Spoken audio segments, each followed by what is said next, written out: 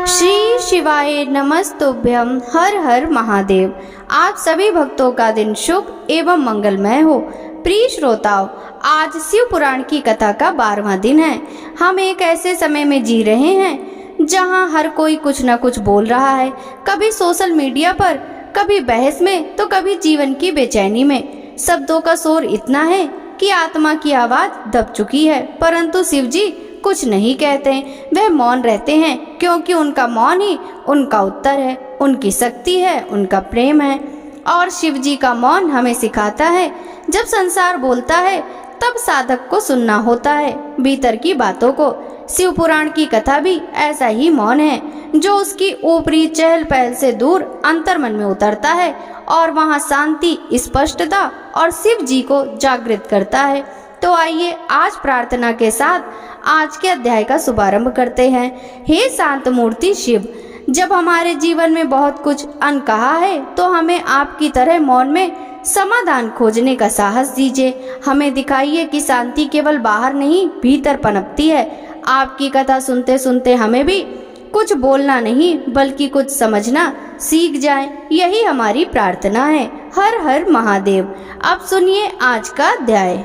ब्रह्मा जी बोले, ब्राह्मण के रूप में पधारे स्वयं भगवान शिव की बातों पर देवी मैना का बहुत प्रभाव पड़ा और वे दुखी हो गई। वे अपने पति हिमालय से कहने लगी, इस ब्राह्मण ने शिव जी की निंदा की है, उसे सुनकर मेरा मन बहुत खिन्न हो गया है। जब भगवान शिव का रूप और शील सभी कुत्सित है, तब सभी उनके विषय में बुरा ही सोचते हैं और मेरी पुत्री सर्वथा अयोग्य मानते हैं। तो मैं भी अपनी प्रिय पुत्री का हाथ कदापि उनके हाथ में नहीं दूंगी। मुझे अपनी पुत्री अपने प्राणों से अधिक प्रिय है। यदि आपने मेरी बात नहीं मानी तो मैं इसी समय विष खा लूंगी और अपने प्राण त्याग दूंगी। साथ ही अपनी बेटी पार्वती को लेकर इस घर से चली जाऊंगी। मैं पार्वती के गले में फांसी लगा दूंगी, उसे वनों में ले जाऊंगी अथवा किसी सागर में डुबो दूंगी, परंतु किसी भी हालत में उसका ब्याह पिनाकधारी शिव के साथ नहीं होने दूंगी। यह कहकर देवी मैना रोती हुई तुरंत कोप भवक में चली गई। उन्होंने कीमती वस्त्रों आभूषणों को त्याग दिया और जमीन पर लेट गई। इस समय विषय में भगवान शिव को जानकारी हुई तो उन्होंने सप्त ऋषियों को याद किया। वे तुरंत ही वहां आ गए। तब त्रिलोकीनाथ भगवान शिव ने सप्त ऋषियों को देवी मैना को समझाने की आज्ञा देकर उनके घर भेजा। त्रिलोकीनाथ भगवान शिव का आदेश मिलने पर सप्त ऋषि उन्हें श्रद्धा पूर्वक प्रणाम करके आकाश मार्ग से पर्वतों के राजा हिमालय के राज्य की ओर चल दिए। सप्त ऋषि जब हिमालय के नगर के निकट पहुँचे तो वहाँ का ऐश्वर्य देखकर उनकी प्रशंसा करने लगे। वे सातों ऋषि आकाश में सूर्य के समान चमकते हुए जान पड़ते थे। उन्हें आकाश मार्ग से आता देखकर हिमालय को बहुत आश्चर्य हुआ। शैलराज सोचने लगे कि इन तेजस्वी सप्त ऋषियों के आगमन से आज मेरा संपूर्ण राज्य धन हो गया। तभी सूर्य तुल्य तपस्वी सप्त ऋषि आकाश से उतरकर पृथ्वी पर खड़े हो गए। गिरिराज हिमालय ने दोनों हाथ जोड़कर और अपना मस्तक झुकाकर आदर पूर्वक उन्हें प्रणाम किया और उनका पूजन तथा स्तुति की। तत्पश्चात गिरिराज हिमालय ने कहा कि आज मेरा घर आपके चरणों की रज पाकर पवित्र हो गया। मेरा जीवन आपके दर्शनों से धन्य हो गया। फिर आदर पूर्वक हिमालय ने सप्त ऋषियों को अपने आसन पर बैठाया। हिमालय बोले, आज अनेकों तीर्थों के दर्शन का पुण्य कमाने का स्रोत माना जाता है। हिमालय बोले, आज मेरा जीवन सफल हो गया। आज मेरा सम्मान इस संसार में बहुत बढ़ गया।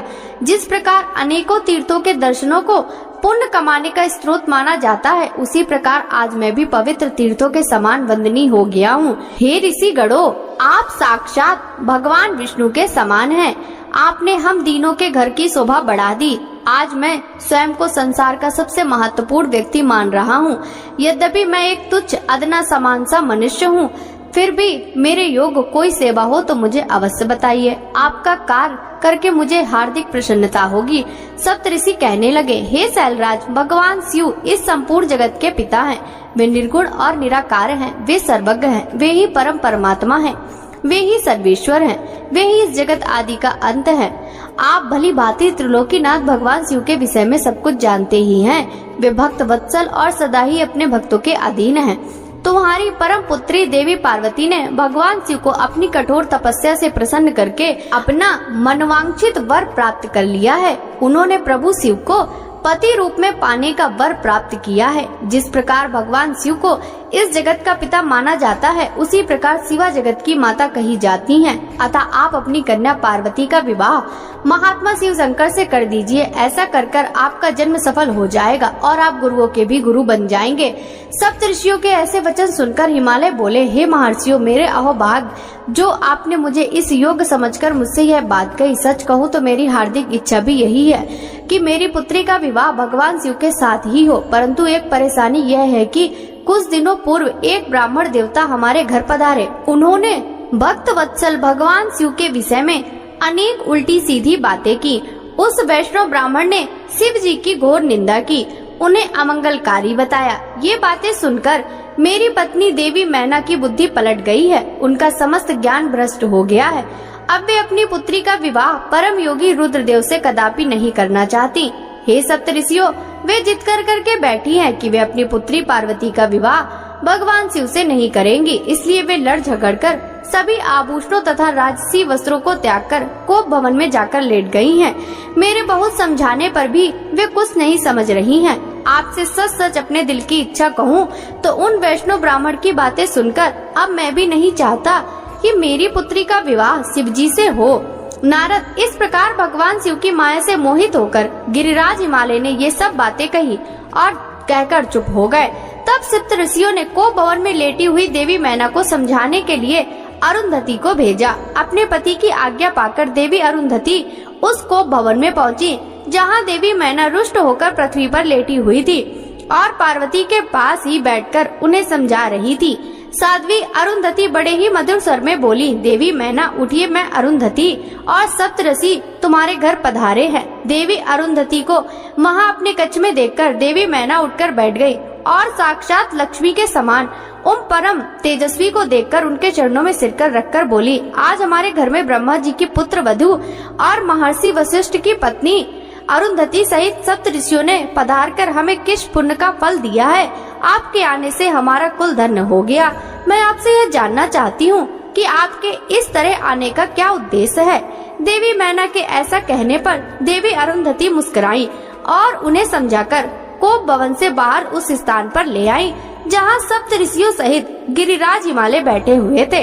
तब देवी मैना वहाँ आकर श्रेष्ठ और परम ज्ञानी तपस्वी सप्त ऋषि भगवान को मन में ही स्मरण कर समझाने लगे। सप्त ऋषि बोले, हे शैलराज, तुम अपनी पुत्री पार्वती का विवाह त्रिलोकीनाथ भक्त वत्सल भगवान शिव से कर दो।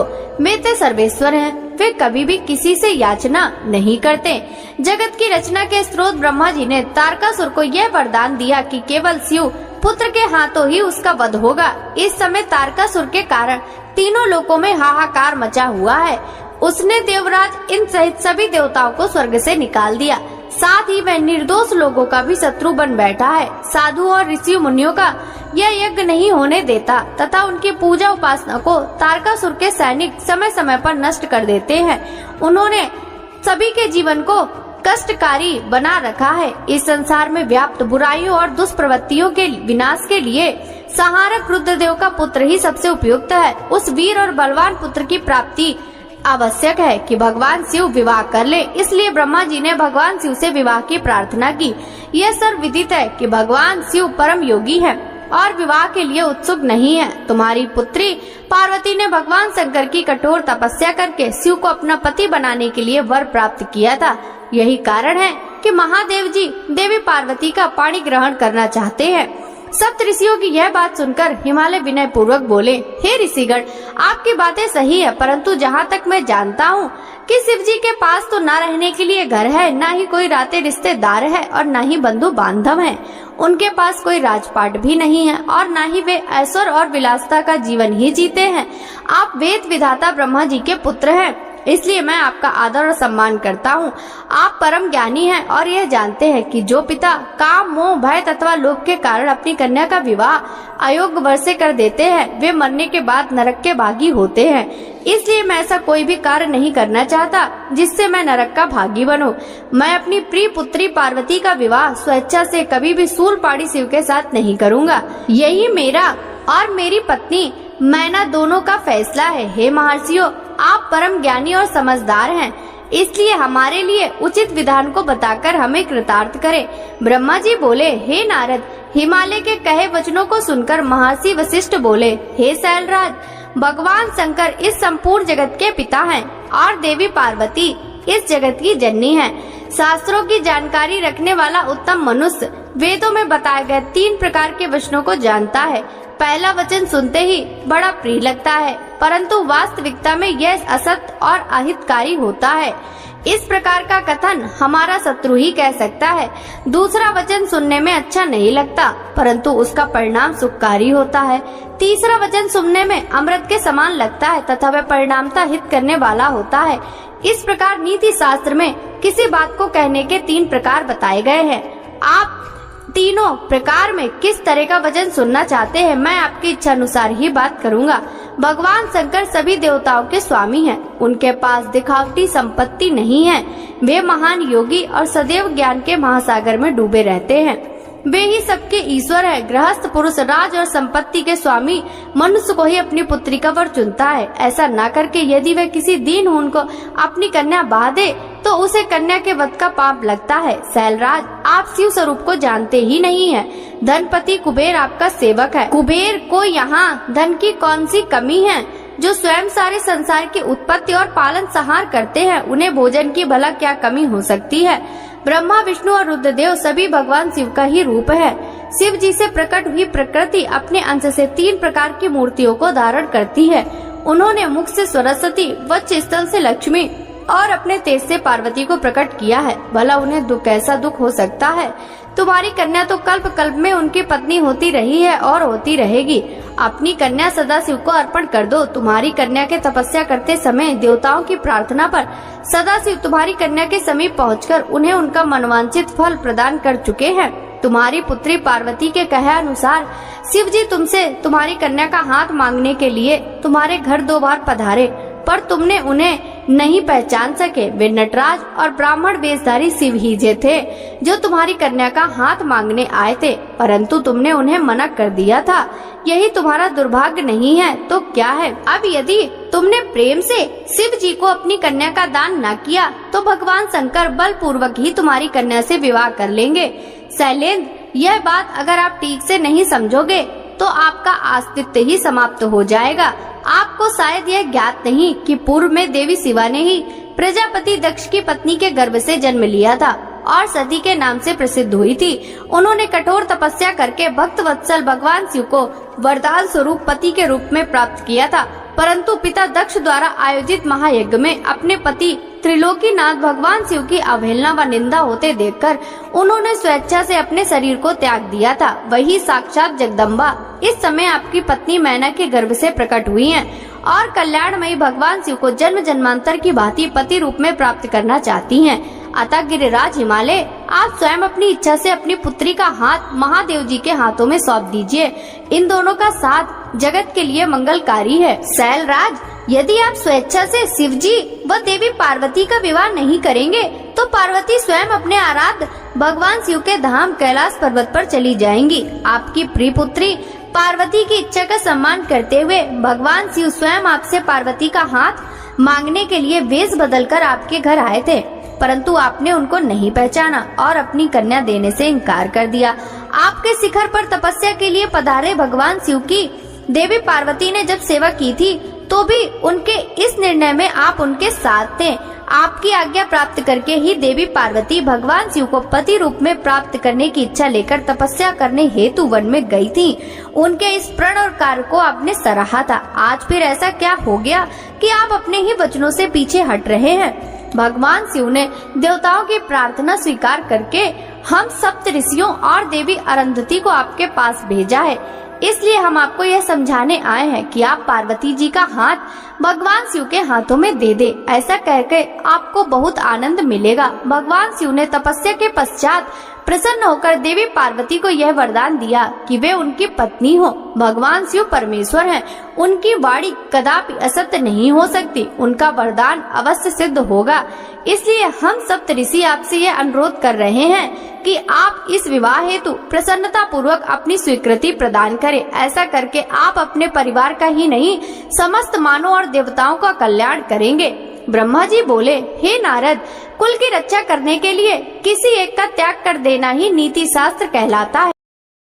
जिस प्रकार राजा अनरन ने अपने राजपाट, संपत्ति और अपने परिवार की रक्षा के लिए अपनी पुत्री का विवाह एक ब्राह्मण से कर दिया था, इसी प्रकार लोक कल्याण के लिए आपको भी स्वीकृति दे देनी चाहिए। राजा अनरन के बारे में सुनकर शैलराज हिमालय ने पूछा, हे महर्षि, मैं राजा अनरन की कथा सुनना चाहता हूँ।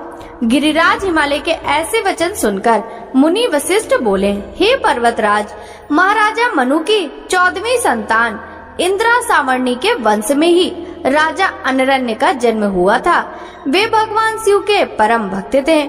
7 द्वीपों पर उनका ही राज था।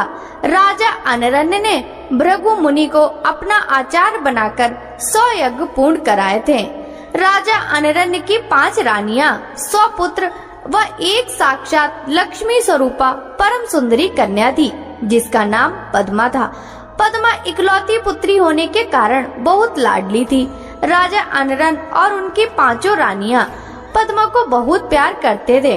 राजा बहुत ही सरल एवं न्यायप्रिय और उदार थे। देवताओं द्वारा स्वर्ग का सिंहासन दिए जाने पर उन्होंने उसे ग्रहण करने से इनकार कर दिया था। जब राजा अनरन की प्रिय पुत्री पद्मा विवाह के योग्य हुई तो राजा अनरन को उसके विवाह की चिंता सताने लगी। पद्मा के लिए योग्य वर की खोज शुरू हो गई। चारों दिशाओं में सुयोग्य वर की तलाश की जा रही थी। अनेकों राजाओं को पत्र लिखे गए। एक दिन संयोगवश देवी पद्मा वन में विहार करने के लिए अपनी सखियों के साथ गई हुई थी। महातपस्या कर लौट रहे ऋषि पिपलाद की दृष्टि पद्मा नाम की उस सुंदरी पर पड़ गई। वे उसकी सुंदरता पर मोहित हो गए। वे उस सुंदरी को मन में बसाए हुए अपनी कुटिया पर पहुंच गए। सुंदरी का सौंदर्य पिपलाद के मन मस्तिष्क में धस गया था। एक दिन ऋषि पिपलाद पुष्पाभद्रा नामक नदी में स्नान करने गए। संयोगवश राजा अनरन्य की परम सुंदरी पद्मा भी वहां उपस्थित थी। उसे पुनः देखकर ऋषि पिपलाद के मन की इच्छा पूरी हो गई। उन्होंने पद्मा की सखियों और सैनिकों से उसका परिचय प्राप्त कर लिया। वहीं कुछ मनुष्यों ने ऋषि की हंसी उड़ाते हुए कहा, ऋषि जी, आपका मन देवी पद्मा पर मुग्ध हो गया है, तो महाराज से उन्हें मांग क्यों नहीं लेते? इस प्रकार के वचन सुनकर पिपलाद लज्जित तो हुए, परंतु उनके दिल में परम सुंदरी पद्मा को पाने की इच्छा कम न होकर और बलवती हो गई। स्नान, नित्य कर्म और शिव पूजन आदि से निवृत्त होकर मुनि पिपलाद राजा अनरन्य की सभा में चले गए। अपने दरबार में मुनि को पधारा देखकर राजा अनरन्य ने चरण छूकर उनका अभिवादन किया तथा विधिवत पूजन करने के पश्चात उन्हें आसन पर बिठाया तथा पूछा कि मैं आपकी क्या सेवा कर सकता हूँ। इस पर ऋषि पिपलाद बोले, राजा, आप अपनी कन्या पद्मा को मुझे सौंप दीजिए। यह सुनकर राजा चुप हो गए। इस पर पिपलाद मुनि कहने लगे कि राजा, यदि शीघ्र ही तुमने अपनी कन्या मुझे नहीं दी तो मैं क्षण भर में ही तुम्हें और तुम्हारे कुल को भस्म कर दूंगा। यह बात सुनकर राजा और उनकी रानियां, नौकर, चाकर, दासियां सभी रोने लगे। राजा अनरन्य यह सोच अत्यंत व्याकुल हो उठे कि वह कैसे अपनी फूलों से भी कोमल पुत्री का हाथ एक बूढ़े ऋषि को दे दे। राजा इसी चिंता में डूबे हुए थे कि वे क्या करें। तभी वहाँ उनके पुरोहित और राजगुरु आ पहुँचे। राजा ने सारा वृतांत उन्हें सुनाया। इस पर राजगुरु बोले, हे राजन, आपको अपनी कन्या का विवाह किसी से तो करना ही है, तो क्यों ना उसका विवाह ऋषि पिपलाद से ही कर दिया जाए। इससे आपके कुल की रक्षा भी हो जाएगी। यह ब्राह्मण इस कुल का विनाश कर दे, इससे तो अच्छा है कि पद्मा का विवाह इन्हीं से कर दिया जाए। इस प्रकार अपने राजपुरोहित और राजगुरु के वचन सुनकर राजा अनरन्य ने अपने कुल की रक्षा करने के लिए अपनी कन्या को वस्त्र आभूषणों से अलंकृत कर उसे ऋषि पिपलाद को अर्पित कर दिया। तत्पश्चात देवी पद्मा और ऋषि पिपलाद का वैदिक रीति से परिणयोत्सव संपन्न हुआ तथा राजा ने प्रसन्नता पूर्वक अपनी पुत्री को विदा कर दिया। राजा अनरन से विदा होकर ऋषि पिपलाद अपनी पत्नी पद्मा को साथ लेकर अपने आश्रम पर पहुँचे। इस शोक में कि हमने अपनी पुत्री को एक वनवासी बूढ़े को सौंप दिया है, राजा अनरन राजपाट छोड़कर वन में चले गए। अपने पति और पुत्री की याद में रो रो कर रानियों ने प्राण त्याग दिए। उनके घर परिवार में चारों ओर दुख ही दुख था। राजा अनरन ने शिव कृपा से शिवलोक को प्राप्त किया। तत्पश्चात उनके पुत्र कीर्तिमान ने राज किया और उनके कुल का नाम चारों ओर फैला। इसलिए हे हिमालय राज, अपनी पुत्री को भगवान शिव को अर्पण करके अपने राज कुल और धन की रक्षा करके सभी देवताओं को अपने अधीन कर लीजिए। ब्रह्मा जी बोले, नारद जी शैल राज हिमालय राजा अनरन की कथा सुनकर बोले, हे मुनि वशिष्ठ, आपने मुझे बहुत ही उत्तम कथा सुनाई है। अब मुझ पर कृपा करके मुझे ऋषि पिप्लाद और देवी पद्मा के विवाह की आगे की भी कथा सुनाइए। पद्मा को पत्नी बनाकर ऋषि कहाँ ले गए और उन्होंने क्या किया। शैल राज हिमालय के इस प्रकार कहे प्रश्नों को सुनकर मुनि वशिष्ठ बोले, पर्वतराज, ऋषि पिप्लाद अत्यंत वृद्ध थे, उनकी कमर झुकी हुई थी, तभी वे कांप कांप कर आगे चल पाते थे। इस प्रकार बूढ़े ऋषि की पत्नी बनकर देवी पद्मा उन्हीं के साथ कुटिया में आ गई। पद्मा रूपवती होने के साथ साथ गुणवती भी थी। वह साक्षात लक्ष्मी का रूप थी। अपने पति को वह साक्षात विष्णु समझकर उनकी सेवा करती थी। एक दिन की बात है, देवी पद्मा स्वर्णदा नामक नदी में स्नान करने गई। तभी धर्मराज वहां आ पहुँचे और उनके मन में पद्मा की परीक्षा लेने की बात आई। धर्मराज ने राजसी वस्त्रों एवं आभूषणों को धारण किया और रथ में बैठ गए। रथ में बैठे वे साक्षात कामदेव प्रतीत हो रहे थे। देवी पद्मा को मार्ग में ही रोककर उन्होंने कहा, देवी आप तो परम सुंदरी हैं, आपकी सुंदरता को देखकर तो चांद भी शर्मा जाए। आप तो राजरानी बनने योग्य हैं। आप इस भयानक जंगल में उस बूढ़े पिप्लाद के साथ क्या कर रही हैं? वह बूढ़ा तो मृत्यु के बहुत पास है। देवी आप उसको त्याग कर मेरे साथ चलें। मैं आपको अपने हृदय में स्थान दूंगा। आप मेरी रानी बनकर राज करेंगी। आपकी सेवा करने के लिए हजारों दासियां होंगी जो आपकी हर आज्ञा का सिरोधार्य करेंगी। मैं स्वयं आपका दास बनकर रहूंगा। यह कहकर धर्मराज रथ से नीचे उतरकर देवी पद्मा का हाथ पकड़ने हेतु आगे बढ़े। यह देखकर पद्मा क्रोधित हो गई और पीछे हटकर जोर से बोली, अरे मूर्ख, अज्ञानी, अधर्मी, पापी, दूर हट जा। यदि तूने मुझे स्पर्श भी किया तो तू नष्ट हो जाएगा। तू काम में अंधा होकर मेरे पतिव्रत धर्म को भ्रष्ट करना चाहता है। तू क्या सोचता है कि तेरा यह राजसी रूप और धन देखकर मैं अपने परम पूज्य महातेजस्वी ऋषि पिप्लाद को त्याग दूंगी? नहीं, कदापि नहीं। याद रख, यदि तू मुझे बुरी नजर से देखेगा तो भस्म हो जाएगा। देवी पद्मा के शाप को सुनकर धर्मराज भयभीत हो गए। उन्होंने तुरंत राजा का वेश त्याग दिया और अपने असली रूप में आकर बोले, माता मैं धर्म हूँ, मैं ज्ञानियों का गुरु हूँ और हर स्त्री को सदैव अपनी माता मानता हूँ। मैंने यह सब आपकी परीक्षा लेने के लिए ही किया। मेरा जन्म ही इसीलिए हुआ है। मैं धर्मात्मा मनुष्यों की धर्म संबंधी परीक्षा लेकर उन्हें धर्म में दृढ़ करूं। परंतु देवी आपने मुझे शाप दे दिया, अब मेरा क्या होगा? यह कहकर धर्मराज चुपचाप खड़े हो गए। तब देवी पद्मा ने कहा, हे धर्मराज, आप तो इस संसार के सभी जीवों के कर्मों के साक्षी हैं। फिर मेरी परीक्षा लेने के लिए आपको यह सब ढोंग करने की क्या आवश्यकता थी? अब तो शब्द मेरे मुंह से निकल चुके हैं। जिस प्रकार कमान से निकला तीर कमान में वापस नहीं जा सकता, उसी प्रकार से मेरा शाप मिथ्या नहीं हो सकता। धर्म आपके 4 पाद हैं। सतयुग में तुम्हारे चारों पाद होंगे, त्रेता युग में 3 पाद होंगे और द्वापर युग में 2 पाद होंगे। कलयुग में एक भी पाद नहीं होगा। परंतु जब पुनः सतयुग शुरू होगा तो तुम्हारे चारों पाद पूर्व की भांति वापस आ जाएंगे। पद्मा के वचनों को सुनकर धर्मराज प्रसन्न हो गए और कहने लगे, देवी आप धन्य हैं। आप अति पतिव्रता हैं। आपका अपने पति से अटूट प्रेम है। आप सदा ही उनके चरणों से प्रेम करोगी।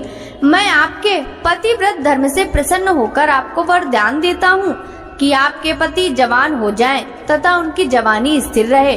वे मार्कंडेय के समान दीर्घायु हों, कुबेर के समान धनवान तथा इंद्र के समान सुंदर और वैभव संपन्न हो। देवी आपको शीघ्र ही 10 पुत्रों की प्राप्ति हो जो कि गुणवान व दीर्घायु हो। यह कहकर धर्म अंतर ध्यान हो गए और देवी पद्मा अपने घर वापस आ गई। उन्होंने घर पहुंचकर देखा तो उसके पति धर्म के वरदान के अनुसार जवान हो गए थे। उनके घर में सुख विलास की सभी वस्तुएं मौजूद थीं। इस प्रकार पिप्लाद और पद्मा सुखी पूर्वक जीवन व्यतीत करने लगे। कुछ समय पश्चात देवी पद्मा को 10 पुत्रों की प्राप्ति हुई, जिन्हें पाकर दंपति का जीवन खुशियों से भर गया। ब्रह्मा जी बोले, महर्षि वशिष्ठ ने राजा अनरन की पुत्री पद्मा और ऋषि पिप्लाद के विवाह तथा धर्मराज द्वारा पद्मा को प्रदान किए गए वरदान की कथा सुनाकर कि पिपलाद स्थिर रहने वाले यौवन के स्वामी होंगे, इंद्र के समान सुंदर व वैभव से संपन्न होंगे और 10 सर्वगुण संपन्न पुत्रों की उन्हें प्राप्ति होगी। शैलराज हिमालय से कहा कि राजन, मैं आपसे प्रार्थना करता हूँ कि आपके और आपकी पत्नी मैना के मन में जो भी नाराजगी है उसे भूलकर आप अपनी पुत्री का विवाह त्रिलोकीनाथ महादेव जी के साथ कर दें। आज से 1 सप्ताह के बाद का मुहूर्त, जब रोहिणी नक्षत्र में चंद्रमा अपने पुत्र बुध के साथ लग्न में स्थित होंगे, अत्यंत शुभ है। मार्गशीर्ष माह के सोमवार को लग्न में सभी शुभ ग्रह की दृष्टि होगी। उस समय बृहस्पति भी सौभाग्य के वश में होंगे। ऐसे शुभ मुहूर्त में अपनी पुत्री पार्वती, जो कि साक्षात जगदम्बा का अवतार है, कपाड़ी ग्रहण भक्त वत्सल भगवान शिव से कर देने पर आप अपने आप को धन्य समझेंगे। ये कहकर ज्ञान शिरोमणि मुनि वशिष्ठ चुप हो गए। उनकी बात सुनकर मैना और हिमालय आश्चर्यचकित रह गए और अन्य पर्वतों से बोले, गिरिराज मेरु, मंदराचल, मैनाक, गंधमादन, सह विंद, आप सभी ने मुनिराज वशिष्ठ के वचनों को सुना। कृपया आप सब मुझे यह बताइए कि इन परिस्थितियों में मुझे क्या करना चाहिए। आप सभी इस संबंध से मुझे अपने विचारों से अवगत कराइए। शैलराज हिमालय के कहे इन वचनों को सुनकर सभी पर्वतों ने आपस में विचार विमर्श किया और बोले, हे गिरिराज हिमालय, इस समय ज्यादा सोच विचार करने से कुछ नहीं होगा। अच्छा यही है कि हम सप्त ऋषियों द्वारा कही इस बात को मानकर देवी पार्वती का विवाह शिव जी से करा दें, क्योंकि वास्तव में पार्वती का जन्म ही देवताओं के कार्य को पूरा करने के लिए हुआ है। अतः हमें शीघ्र ही उनकी अमानत उनके हाथों में सौंपकर अपनी जिम्मेदारियों से मुक्त हो जाना चाहिए। तब सुमेरु तथा अन्य पर्वतों की बात सुनकर हिमालय प्रसन्न हुए और देवी पार्वती भी मन ही मन मुस्कुराने लगी। देवी अरुंधति ने भी विविध प्रकार की कथाओं को सुनाकर पार्वती की माता मैना को समझाने का प्रयत्न किया। मैना जब समझ गई तो प्रसन्न हुई और उन्होंने सभी को उत्तम भोजन कराया। उनके मन का सारा संदेह और भय दूर हो गया। शैलराज हिमालय ने दोनों को हाथ जोड़कर उन सप्तऋषियों से कहा कि आपकी बातों को सुनकर मेरे मन का सारा शक दूर हो गया है। मैं भली भांति जान गया हूँ कि शिवजी ही ईश्वरों को भी ईश्वर अर्थात सर्वेश्वर हैं। वे ही इस जगत के कण कण में व्याप्त हैं। वे अतुलनीय हैं। इस संसार की हर वस्तु एवं हर प्राणी उन्हीं का है। यह कहकर हिमालय ने अपनी पुत्री पार्वती का हाथ पकड़कर उसे सप्त ऋषियों के पास खड़ा कर दिया और बोले कि आज से मेरी पुत्री शिव जी की अमानत है। वे चाहे इसे यहाँ से जब ले जा सकते हैं। ऋषिगण शैलराज की बातें सुनकर प्रसन्न हुए और बोले, भगवान शिव जी आपकी पुत्री को स्वयं मांगकर आपको सौभाग्य प्रदान कर रहे हैं। यह कहकर वे ऋषिगण पार्वती को आशीर्वाद देने लगे और बोले, देवी आपका कल्याण हो तथा आपके गुणों में निरंतर वृद्धि हो। आप शिव जी की अर्धांगिनी बनकर उनका जीवन खुशियों से भर दें। सप्त ऋषियों ने सुविचार करके 4 दिनों के बाद का शुभ मुहूर्त विवाह के लिए निकाला। तब शैलराज हिमालय और देवी मैना से आज्ञा लेकर वे सप्तऋषि देवी अरुंधति सहित वहाँ से भगवान शिव के पास चले गए। ब्रह्मा जी बोले, हे मुनि श्रेष्ठ नारद, शैलराज हिमालय और मैना से विदा लेकर सप्तऋषि भगवान शिव के निवास स्थान कैलाश पर्वत पर पहुँचे। वहाँ पहुँचकर उन्होंने दोनों हाथ जोड़कर शिव जी को प्रणाम किया और उनकी भक्ति भाव से स्तुति की। तत्पश्चात उन्होंने कहना आरंभ किया, हे देवाधिदेव महादेव परमेश्वर महाप्रभु महेश्वर, हमने गिरिराज हिमालय और मैना को समझाया है। वे इस संबंध को स्वीकार कर चुके हैं। उन्होंने पार्वती का वाग्दान कर दिया है। हे प्रभु, अब आप अपने पार्षदों तथा देवताओं के साथ बारात लेकर हिमालय के यहाँ जाइए और देवी पार्वती का पाणी ग्रहण संस्कार करिए। भगवान, आप वैदोक्त रीति से पार्वती को अपनी पत्नी बना लीजिए। सप्तऋषियों का यह वचन सुनकर त्रिलोकीनाथ भगवान शिव बहुत प्रसन्न हुए और बोले, हे ऋषिगण, मैं विवाह के रीति रिवाजों के संबंध में कुछ नहीं जानता। आप लोगों ने पूर्व में विवाह की जो रीति देखी हो अथवा इस विषय में आप जो कुछ भी जानते हो, कृपया मुझे बताएं। भगवान शिव के इस शुभ वचन को सुनकर सप्तऋषि बोले, भगवान, आप सर्वप्रथम श्री हरि विष्णु एवं सृष्टिकर्ता ब्रह्मा जी को उनके पुत्रों एवं पार्षदों सहित यहाँ बुला लीजिए। सभी ऋषियों, मुनियों, यक्ष, गंधर्वों, किन्नरों, सिद्ध गणों तथा देवराज इंद्र सहित सभी देवताओं और अप्सराओं को अपने विवाह में आमंत्रित करें। ये सब मिलकर इस विवाह का सफल आयोजन करेंगे। ऐसा कहकर सप्त ऋषि भगवान शिव से आज्ञा लेकर उनकी भक्ति भाव से स्तुति करते हुए प्रसन्नता पूर्वक अपने धाम को चले गए। नारद जी ने पूछा, हे तात, हे महाप्राग, कृपया कर आप मुझे अब यह बताइए कि सप्त ऋषियों के वहाँ से चले जाने पर हिमालय ने क्या किया। ब्रह्मा जी बोले, नारद, जब वे सप्त ऋषि हिमालय से विदा लेकर कैलाश पर्वत पर चले गए तो हिमालय ने अपने सगे संबंधियों एवं भाई बंधुओं को आमंत्रित किया। जब सभी वहां एकत्रित हो गए तब ऋषियों की आज्ञा अनुसार हिमालय ने अपने राज पुरोहित श्री गर्ग जी से लग्न पत्रिका लिखवाई। उसका पूजन अनेकों सामग्रियों से करने के पश्चात उन्होंने लग्न पत्रिका भगवान शंकर के पास भिजवा दी। गिरिराज हिमालय के बहुत से नाते रिश्तेदार लग्न पत्रिका को लेकर कैलाश पर्वत पर पहुंच गए। वहां पहुंचकर उन्होंने त्रिलोकीनाथ भगवान शिव के मस्तक पर तिलक लगाया और उन्हें लग्न पत्रिका दे दी। शिव जी ने उनका खूब आदर सत्कार किया। तत्पश्चात वे सभी लौट आए। शैलराज हिमालय ने देश के विविध स्थानों में रहने वाले अपने सभी भाई बंधुओं को इस शुभ अवसर पर आमंत्रित किया। सबको निमंत्रण भेजने के पश्चात हिमालय ने अनेकों प्रकार के रत्नों, वस्त्रों और बहुमूल्य आभूषणों तथा विभिन्न प्रकार की बहुमूल्य देने योग्य वस्तुओं को संग्रहित किया।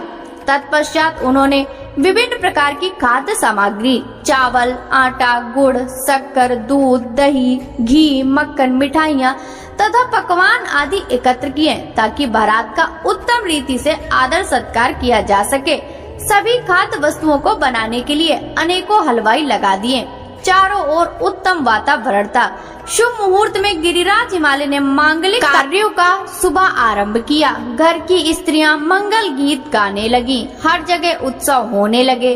देवी पार्वती का संस्कार कराने के पश्चात वहां उपस्थित नारियों ने उनका श्रृंगार किया। विभिन्न प्रकार के सुंदर वस्त्रों एवं आभूषणों से विभूषित पार्वती देवी साक्षात जगदम्बा जान पड़ती थी। उस समय अनेक मंगल उत्सव और अनुष्ठान होने लगे। अनेकों प्रकार के साज श्रृंगार से सुशोभित होकर स्त्रियां इकट्ठी हो गयी। शैलराज हिमालय भी प्रसन्नता पूर्वक निमंत्रित बंधु बांधवों की प्रतीक्षा करने लगी और उनके पधारने का उनका यथोचित आदर सत्कार करने लगे।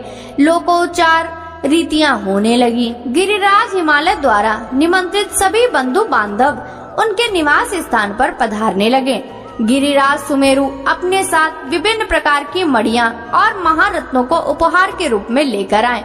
मंदराचल, अस्ताचल, मलयाचल, उदयाचल, निषद, दर्दुर, कड़वीर, गंधमादन, महेंद्र, परियात्र, नील, त्रिकूट, चित्रकूट, कोंज, पुरुषोत्तम, सनील, वेंकट, श्रीशैल, घूका मुख, नारद, विंद, कालंजर, कैलाश तथा अन्य पर्वत दिव्य रूप धारण करके अपने अपने परिवारों को साथ लेकर इस शुभ अवसर पर पधारे। सभी देवी पार्वती और शिव जी को भेंट करने के लिए उत्तम वस्तुएं लेकर आए। इस विवाह को लेकर सभी बहुत उत्साहित थे। इस मंगलकारी अवसर पर शौड़, भद्रा, नर्मदा, गोदावरी, यमुना, ब्रह्मपुत्र, सिंधु, विपाशा, चंद्रभागा, भागीरथी, गंगा आदि नदियां भी नर नारी का रूप धारण करके अनेक प्रकार के आभूषणों एवं सुंदर वस्त्रों से सज धज कर शिव पार्वती का विवाह देखने के लिए आई। शैलराज हिमालय ने उनका खूब आदर सत्कार किया तथा सुंदर उत्तम स्थानों पर ठहरने का प्रबंध किया। इस प्रकार शैलराज की पूरी नगरी जो शोभा से संपन्न थी पूरी तरह भर गई। विभिन्न प्रकार के बंधनवारों एवं ध्वज पताकाओं से यह नगर सजा हुआ था। चारों ओर चंदोवे लगे हुए थे। विभिन्न प्रकार की नीली पीली रंग बिरंगी प्रभा नगर की शोभा की ओर बढ़ा रही थी। ब्रह्मा जी बोले, हे मुनि श्रेष्ठ नारद, शैलराज हिमालय ने अपने नगर को बारात के स्वागत के लिए विभिन्न प्रकार से सजाना शुरू कर दिया। हर जगह की सफाई का विशेष ध्यान रखा गया। सड़कों को साफ कराया गया और उन पर छिड़काव कराया गया। तत्पश्चात उन्हें बहुमूल्य साधनों से सुसज्जित एवं सुशोभित किया गया। प्रत्येक घर के दरवाजे पर केले का मांगलिक पेड़ लगाया गया। आम के पत्तों को रेशम के धागों से बांधकर सुंदर बंधनवारें बनाई गयी। विभिन्न प्रकार के सुगंधित फूलों से हर स्थान को सजाया गया। सुंदर तोरणों से घर को शोभायमान किया गया। चारों ओर का वातावरण अत्यंत सुगंधित था। वहाँ का दृश्य दिव्य और अलौकिक था। विश्वकर्मा को गिरिराज हिमालय ने आदर पूर्वक बुलाया और उन्हें एक दिव्य मंडप की रचना करने को कहा। वह मंडप 10,000 योजन लंबा और चौड़ा था। वह दिव्य मंडप 40,000 कोस के विस्तृत क्षेत्र में फैला हुआ था। विश्वकर्मा, जो कि देवताओं के शिल्पी कहे जाते हैं, ने इस उत्तम मंडप की रचना करके अपनी कुशलता एवं निपुणता का परिचय दिया। यह मंडप अद्भुत जान पड़ता था। उस मंडप में अनेकों प्रकार के स्थावर, जंगम पुष्प तथा स्त्री पुरुष की मूर्तियां बनाई गई थीं, जो कि इतनी सुंदर थीं कि यह निश्चय कर पाना भी कठिन था कि कौन ज्यादा सुंदर एवं मनोरम है। वहाँ जल में थल तथा थल में जल दिखाई दे रहा था। कोई भी मनुष्य इस कलाकृति को देखकर यह नहीं जान पा रहा था कि यहाँ जल है या थल। विभिन्न प्रकार के जानवरों की कलाकृतियाँ जीवंत बनाई गई थीं। अपनी सुंदरता से जड़ हृदय को मोहित करते सारस कहीं सरोवर में पानी पीते दिखाई देते थे, तो कहीं जंगलों में सिंह ऐसे लग रहे थे कि मानो अभी दहाड़ना शुरू कर देंगे। नृत्य करने की मुद्रा जो बनाई गई स्त्री पुरुषों की मूर्तियों को देखकर ऐसा लगता था मानो वाकई कई नर नारी नृत्य कर रहे हों। द्वार पर खड़े द्वारपालों हाथों में धनुष बाण लेकर ऐसे खड़े थे जैसे सचमुच अभी बाढ़ की वर्षा शुरू कर देंगे। इस प्रकार सभी कृत्रिम वस्तुएं भी बहुत सुंदर एवं मनोहर थी, जो कि बिल्कुल जीवंत लग रही थी। द्वार के मध्य में देवी महालक्ष्मी की सुंदर मूर्ति की स्थापना की गई थी, जिन्हें देखकर ऐसा प्रतीत होता था कि मानो क्षीर सागर से निकलकर साक्षात देवी लक्ष्मी वहां आ गई हो। वे सभी शुभ लक्षणों से युक्त दिखाई दे रही थीं। मंडप में विभिन्न स्थानों पर हाथियों की कलाकृतियां भी बनाई गई थीं। कई स्थानों पर घोड़े घुड़सवारों सहित खड़े थे, तो कई सुंदर अद्भुत दिव्य रथ जिन पर सफेद अश्व जुते हुए थे।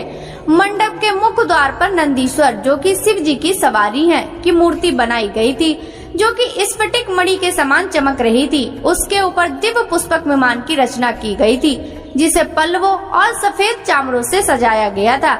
विश्वकर्मा द्वारा समस्त देवताओं की भी प्रतिमूर्ति की रचना की गई थी, जो कि हूबहू वास्तविक देवताओं से मिलती थी। क्षीर सागर में निवास करने वाले श्री हरि विष्णु एवं उनके गरुड़ वाहन की रचना भी उस मंडप में की गई थी, जिसका स्वरूप साक्षात विष्णु जैसा ही था। इसी प्रकार विश्वकर्मा द्वारा जगत के सृष्टिकर्ता ब्रह्मा जी का भी उनके पुत्रों और वेदों सहित बनाई गई थी। साथ ही वह प्रतिमा वैदिक सूक्तों का पाठ करती हुई दिखाई देती थी। स्वर्ग के राजा देवेंद्र अर्थात इंद्र एवं उनके ऐरावत हाथी की मूर्तियां भी जीवंत थीं। इस प्रकार विश्वकर्मा द्वारा बनाई गई सभी कलाकृतियां कला का अद्भुत नमूना थी, जो कि दिव्य एवं मनोरम थी, जिन्हें देखकर यह जान पाना अत्यंत मुश्किल ही नहीं नामुमकिन था कि वे असली हैं या फिर नकली।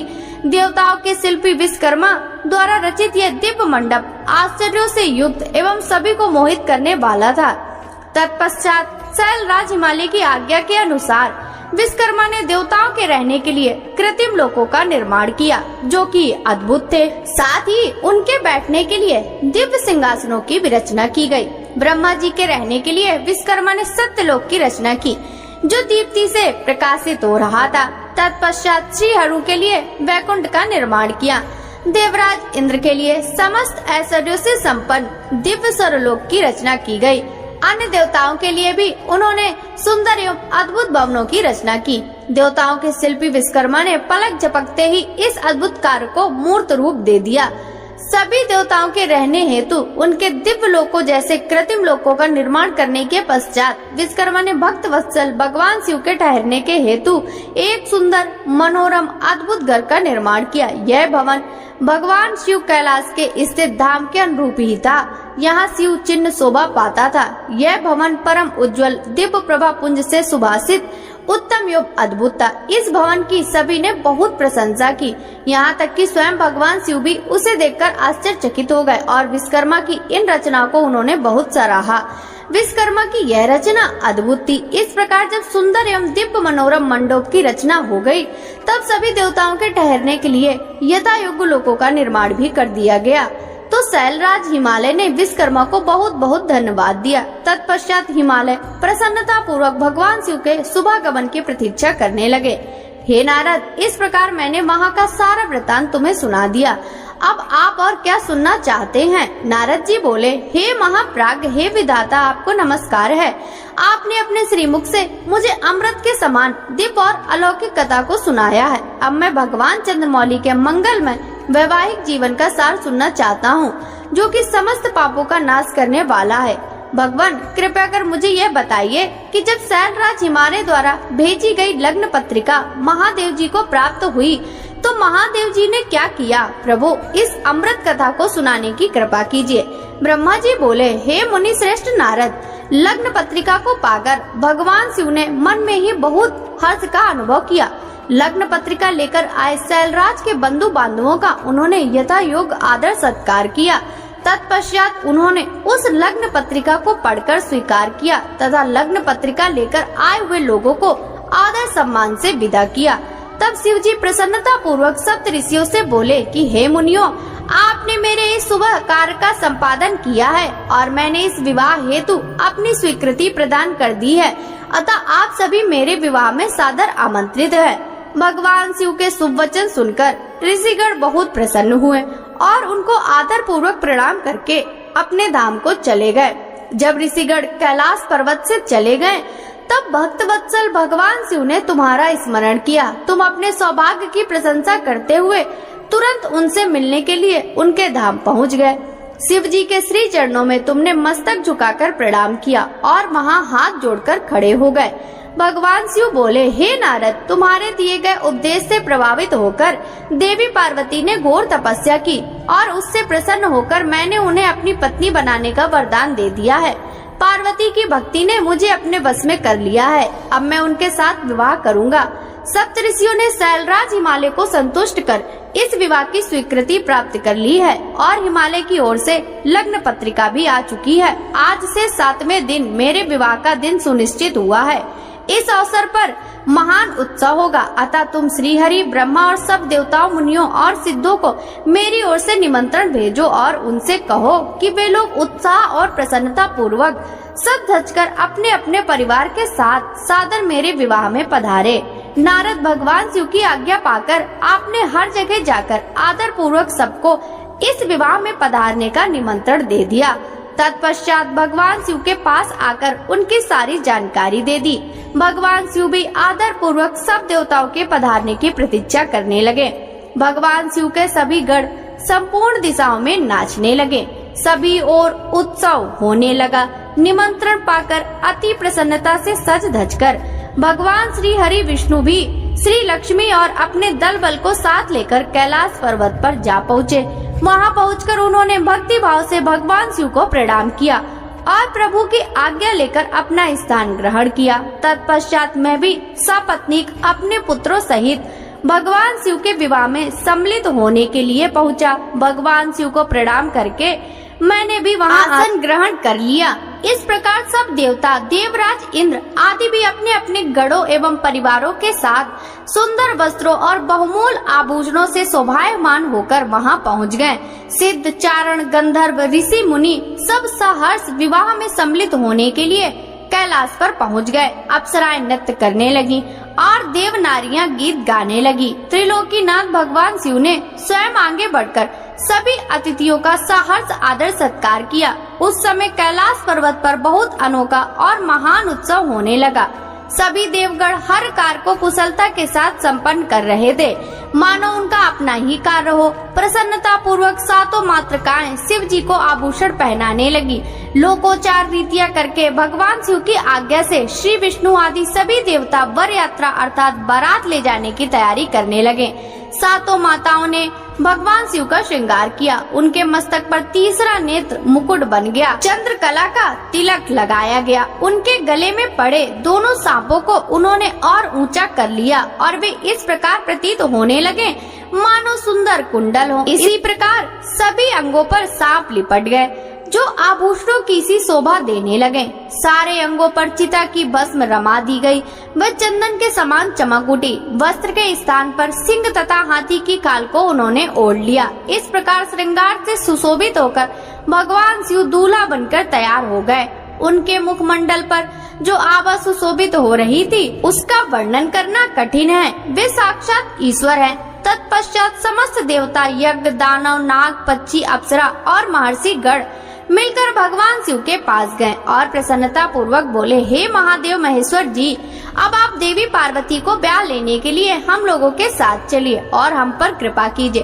तत्पश्चात क्षीर सागर के स्वामी श्री हरि विष्णु भगवान शिव को आदर पूर्वक नमस्कार करके बोले, हे देवादिदेव महादेव भक्त वत्सल, आप सदैव ही अपने भक्तों के कार्यों को सिद्ध करते हैं। हे प्रभु, आप गिरजानंदिनी देवी पार्वती के साथ वेदोक्त रीति से विवाह करिए। आपके द्वारा उपयोग में लाई जाने वाली विवाह की रीति ही जगत में विवाह रीति के नाम से विख्यात होगी। भगवान, आप कुल धर्म के अनुसार मंडप की स्थापना करके इस लोक में अपने यश का विस्तार कीजिए। भगवान विष्णु के ऐसा कहने पर महादेव जी ने विधि पूर्वक सब कार्य करने के लिए मुझ ब्रह्मा से कहा। तब मैंने श्रेष्ठ मुनियों कश्यप, अत्रि, गोष्ठ, गौतम, भागुरी, गुरी, कण्व, बृहस्पति, शक्ति, जमदग्नि, पराशर, मार्कंडे, अगस्त, चमन, गर्ग, शिलापाक, अरुणपाण, आकृतश्रम, शिला, दधीचि, उपमन्यु, भरद्वाज, अकृत, वर्ण, पिपलाद, कुशिक, कौत्स तथा शिष्यों सहित व्यास आदि उपस्थित ऋषियों को बुलाकर भगवान शिव की प्रेरणा से विधि पूर्वक आभ्युदयिक कर्म करवाए। सबने मिलकर भगवान शंकर की रक्षा विधान करके ऋग्वेद, यजुर्वेद तथा स्वस्ति वाचन किया। फिर सभी ऋषियों ने सहर्ष मंगल कार्य संपन्न कराए। तत्पश्चात ग्रहों एवं विघ्नों की शांति हेतु पूजन कराया। इन सब वैदिक और अलौकिक कर्मों को विधि पूर्वक संपन्न हुआ देखकर भगवान शिव बहुत प्रसन्न हुए। तब भगवान शिव हर्ष पूर्वक देवताओं और ब्राह्मणों को साथ लेकर अपने निवास कैलाश पर्वत से बाहर आए। उस समय शिव जी ने सब देवताओं और ब्राह्मणों को आदर पूर्वक हाथ जोड़कर नमस्कार किया। चारों ओर गाजे बाजे बजने लगे। सभी मंत्र मुग्ध होकर नृत्य करने लगे। वहाँ बहुत बड़ा उत्सव होने लगा। ब्रह्मा जी बोले, हे मुनि श्रेष्ठ नारद, भगवान शिव ने कुछ गणों को वहीं रुकने का आदेश देते हुए नंदीश्वर सहित सभी गणों को हिमालयपुरी चलने की आज्ञा दी। उस समय गणों के स्वामी शंखकर्ण करोड़ों गण साथ लेकर चल दिए। फिर भगवान शिव की आज्ञा पाकर गणेश्वर, शंखकर्ण, केकराज, विकृत, विशाख, पारिजात, विक्रातनन, दुदुम्ब, कपाल, संधारक, कंदुक, कुंडक, विशिष्ट, पिप्पल, सनादक, आवेशन, कुंड, प्रवर्तक, चंद्रापन, काल, कालक, महाकाल, अग्निक, अग्निमुख, आदित्य मूर्धा, घनाभय, सहान, कुमुद, अमोघ, कोकिल, सुमंत्र, काक पादोदर, संतानक, मधुपिंग, कोकिल, पूर्णभद्र, नील, चतुर्वक्त्र, करण, अहिरोमक, यजवाच, सत्यमनु, मेघमन्यु, काष्ठागूढ़, विरूपाक्ष, सुकेश, वृषभ, सनातन, तालकेतु, षडमुख, चैत्र, स्वयं प्रभु, लकुलीस, कोलांतक, दीपात्मा, दैनाथ, भृगरिटी, देवदेवप्री, असनी, भानुक, प्रमथ तथा वीरभद्र अपने असंख्य गणों को साथ लेकर चल पड़े। नंदीश्वर एवं गणराज भी अपने अपने गणों को ले क्षेत्रपाल और भैरव के साथ उत्साह पूर्वक चल दिए। उन सभी गणों के सिर पर जटा, मस्तक पर चंद्रमा और गले में नील चिन्ह था। शिव जी ने उन्हें रुद्राक्ष के आभूषण धारण किए हुए थे। शरीर पर भस्म शोभायमान थी। सभी गणों ने हार, कुंडल, केयूर तथा मुकुट पहने हुए थे। इसी प्रकार त्रिलोकीनाथ महादेव अपने लाखों करोड़ों शिव गणों तथा मुझे श्री हरि और अन्य सभी देवताओं को साथ लेकर धूमधाम से हिमालय नगरी की ओर चल दिए। शिव जी के आभूषणों के रूप में अनेक सर्प उनकी शोभा बढ़ा रहे थे और वे अपने नंदी बैल पर सवार होकर पार्वती जी को ब्याहने के लिए चल दिए। इस समय चंडी देवी महादेव जी की बहन बनकर खूब नृत्य करने लगी। उस बारात के साथ हो चली। चंडी देवी ने शामों को आभूषण की तरह पहना हुआ था। वे प्रेत पर बैठी हुई थी तथा उनके मस्तक पर सोने से भरा कलश था जो कि दिव्य प्रभा पुंज सा प्रकाशित हो रहा था। उनकी यह मुद्रा देखकर शत्रु डर के मारे कांप रहे थे। करोड़ों भूत प्रेत उस बारात की शोभा बढ़ा रहे थे। चारों दिशाओं में डमरू, भेरियों और शंखों के स्वर गूंज रहे थे। उनकी ध्वनि मंगलकारी थी जो कि विघ्नों को दूर करने वाली थी। श्री हरि विष्णु सभी देवताओं और शिव गणों के बीच में अपने वाहन गरुड़ पर बैठकर चल रहे थे। उनके सिर के ऊपर सोने का छत्र था। चमर डुलाए जा रहे थे। मैं भी वेदों, शास्त्रों, पुराणों, आगमों, संकादिक महासिद्धि प्रजापतियों, पुत्रों तथा अनन्य परिजनों के साथ शोभायमान होकर चल रहा था। स्वर्ग के राजा इंद्र भी ऐरावत हाथी पर आभूषणों से सज धज कर बारात की शोभा में चार चांद लगा रहे थे। भक्त वत्सल भगवान शिव की बारात में अनेक ऋषि मुनि और साधु संत भी अपने दिव्य तेज से प्रकाशित हो चल रहे थे। देवादिदेव महादेव जी का शुभ विवाह देखने के लिए शाकिनी, यातुदान, बैताल, ब्रह्म, राक्षस, भूत, प्रेत, पिशाच, प्रमद, आदिगण, तुम्बुरु, नारद, हाहा, हुहु आदि श्रेष्ठ गंधर्व तथा किन्नर भी प्रसन्न मन से नाचते गाते उनके साथ हो लिए। इस विवाह में शामिल होने में स्त्रियां पीछे नहीं थी। सभी जगत माताएं, देव कन्याएं, गायत्री, सावित्री, लक्ष्मी और सभी देवांगनाएं और देव पत्नियां तथा देव माताएं भी खुशी खुशी शंकर जी के विवाह में सम्मिलित होने के लिए बारात के साथ होली। वेद, शास्त्र, सिद्ध और महर्षि जिसे धर्म का स्वरूप मानते हैं, जो स्फटिक के समान श्वेत व उज्जवल है, वह सुंदर बैल नंदी भगवान शिव जी का वाहन है। शिव नंदी पर आरूढ़ होकर उसकी शोभा बढ़ाते हैं। भगवान शिव की यह छवि बड़ी मनोहारी थी। वे सज धज कर समस्त देवताओं, ऋषि मुनियों, शिवगणों, भूत प्रेतों, माताओं के सानिध्य में अपनी विशाल बारात के साथ अपनी प्राण वल्लभा देवी पार्वती का पाणी ग्रहण करने के लिए सानंद होकर ससुर गिरिराज हिमालय की नगरी की ओर पग बढ़ा रहे थे। वे सब मस्त मस्त होकर नाचते गाते हुए हिमालय के भवन की तरफ बढ़े जा रहे थे। हिमालय की तरफ बढ़ते समय उनके ऊपर आकाश से पुष्पों की वर्षा हो रही थी। बारात का वह दृश्य बहुत ही मनोहारी लग रहा था। चारों दिशाओं में सहनाइयां बज रही थीं और मंगल गान गूंज रहे थे। उस बारात का अनुपम दृश्य सभी पापों का नाश करने वाला तथा सच्ची आत्मिक शांति प्रदान करने वाला था। ब्रह्मा जी बोले, हे मुनि श्रेष्ठ, तुम भी भगवान शिव की बारात में सहर्ष शामिल हुए थे। भगवान जी ने श्री हरि विष्णु से सलाह करके सबसे पहले तुमको हिमालय के पास भेजा। वहां पहुंचकर तुमने विश्वकर्मा के बनाए दिव्य और अनोखे मंडप को देखा तो बहुत आश्चर्यचकित रह गए। विश्वकर्मा द्वारा बनाई गई विष्णु ब्रह्मा समस्त देवताओं की मूर्तियों को देखकर यह कह पाना कठिन था कि ये असली हैं या नकली। महारत्नों से जड़े हुए लाखों कलश रखे थे। बड़े बड़े केलों के खम्भों में मंडप सजा हुआ था। तुम्हें वहाँ आया देखकर शैलराज हिमालय ने तुमसे पूछा कि देवर्षि, क्या भगवान शिव बारात के साथ आ गए हैं? तब तुम्हें साथ लेकर हिमालय के पुत्र मैनाक आदि तुम्हारे साथ बारात की आगवानी करने के लिए आए। तब मैंने और विष्णु जी ने भी तुमसे वहाँ के समाचार के बारे में पूछा। हमने तुमसे यह भी पूछा कि शैलराज हिमालय अपनी पुत्री पार्वती का विवाह भगवान शिव से करने के इच्छुक है या नहीं। कहीं उन्होंने अपना इरादा बदल तो नहीं दिया।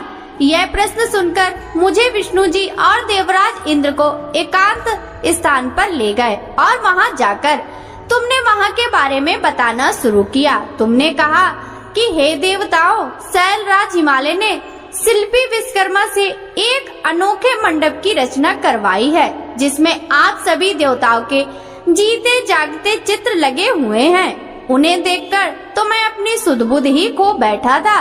इसलिए मुझे देखकर यह लगता है कि गिरिराज आप सब लोगों को मोहित करना चाहते हैं। यह सुनकर देवराज इंद्र भय के मारे कांपने लगे और बोले, हे लक्ष्मीपति विष्णु जी, मैंने त्वष्टा के पुत्र को मार दिया था। कहीं उसी का बदला लेने के लिए मुझ पर विपत्ति ना आ जाए। मुझे संदेह हो रहा है कि कहीं वहां जाकर मैं मारा ना जाऊं।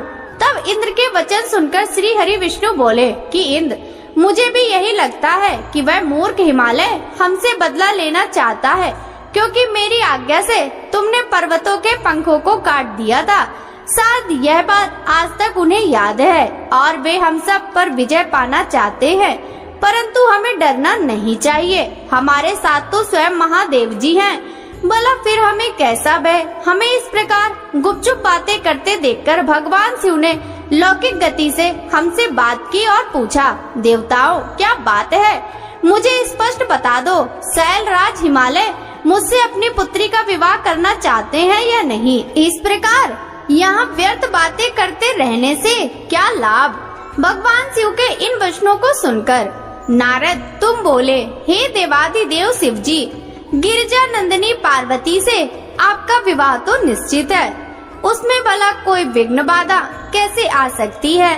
तभी तो शैलराज हिमालय ने अपने पुत्रों मैनाक आदि को मेरे साथ बारात की अगवानी के लिए यहाँ भेजा है। मेरी चिंता का कारण दूसरा है प्रभु। आपने मुझे हिमालय के यहाँ बारात के आगमन की सूचना देने के लिए भेजा था। जब मैं वहाँ पहुँचा तो मैंने विश्वकर्मा द्वारा बनाए मंडप को देखा। शैलराज हिमालय ने देवताओं को मोहित करने के लिए एक अद्भुत और दिव्य मंडप की रचना कराई है। आपको यह जानकर आश्चर्य होगा कि वे सब एक जीवंत हैं, कि कोई भी उन्हें देखकर मोहित हुए बगैर नहीं रह सकता। उन चित्रों को देखकर ऐसा महसूस होता है कि वे अभी बोल पड़ेंगे। प्रभु, उस मंडप में श्री हरि, ब्रह्मा जी, देवराज इंद्र सहित सभी देवताओं, ऋषि मुनियों सहित अनेक जानवरों और पशु पक्षियों के सुंदर लुभावने चित्र बनाए गए हैं। यही नहीं, मंडप में आपकी और मेरी भी प्रतिमूर्ति बनी है, जिन्हें देखकर मुझे यह लगा कि आप सब लोग यहाँ ना होकर वहीं हिमालय नगरी में पहुँच गए हैं। नारद, तुम्हारी बातें सुनकर भगवान शिव मुस्कुराए और देवताओं से बोले, आप सभी को भय की कोई आवश्यकता नहीं है। शैलराज हिमालय अपनी प्रिय पुत्री पार्वती हमें समर्पित कर रहे हैं, इसलिए उनकी माया हमारा क्या बिगाड़ सकती है। आप अपने भय को त्याग कर हिमालय नगरी की ओर प्रस्थान कीजिए। भगवान शिव की आज्ञा पाकर सभी बाराती भय मुक्त होकर उत्साह और प्रसन्नता के साथ पुनः नाचते गाते शिव बारात में चल दिए। शैलराज हिमालय के पुत्र मैनाक आगे आगे चल रहे थे और बाकी सभी उनका अनुसरण कर उनके पीछे पीछे चल रहे थे। इस प्रकार बारात हिमालय। जय भोलेनाथ। आज के अध्याय में बस इतना ही। इसके आगे की कथा आप सभी कल के अध्याय में जरूर सुनिएगा। आइए अब हम सभी सच्चे मन से भगवान शिव से क्षमा प्रार्थना करें। हे भोलेनाथ, अगर इस कथा के श्रवण, वाचन या स्मरण के दौरान हमारे मन, वाणी या कर्म में कोई भी त्रुटि हो गई हो तो हम आपसे हाथ जोड़कर प्रार्थना करते हैं, कृपया हमें क्षमा करें। प्रभु, हमारी समझ सीमित है परंतु श्रद्धा असीम है। अगर किसी पवित्र प्रसंग को हमने अधूरा समझा, अधूरा सुना या फिर किसी दिव्यता को पूरी तरह व्यक्त नहीं कर सके तो यह केवल हमारी अल्प बुद्धि है। उसकी दोषिता हमारी नहीं बल्कि हमारी अवस्था की है। आप तो दयालु हैं, कृपामय हैं, भक्तों के हर अपराध को क्षमा कर देने वाले हैं। हे भोलेनाथ, हमारी इस भक्ति यात्रा को स्वीकार करें और हमारे दोषों को नष्ट करके हमें अपनी शरण में रखें। हे नीलकंठ, इस अध्याय को आपने ही आरंभ करवाया और आप ही इसे पूर्ण करें। आपकी कृपा से हम हर दिन आपकी ओर निकट आते रहें, यही हमारी सबसे बड़ी कामना है। हर हर महादेव।